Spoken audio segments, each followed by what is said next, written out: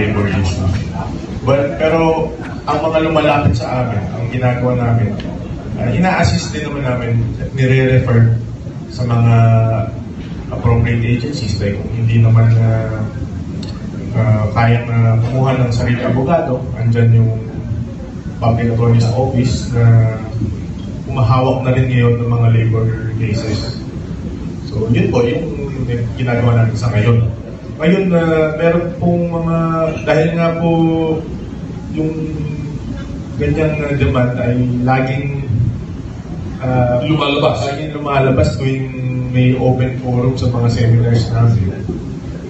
Pinag-aaralan ng mabuti kung ano ang mga programang pwede namin ipatupad sa susunod na taon para ma-address yung mga ganyan labor issues.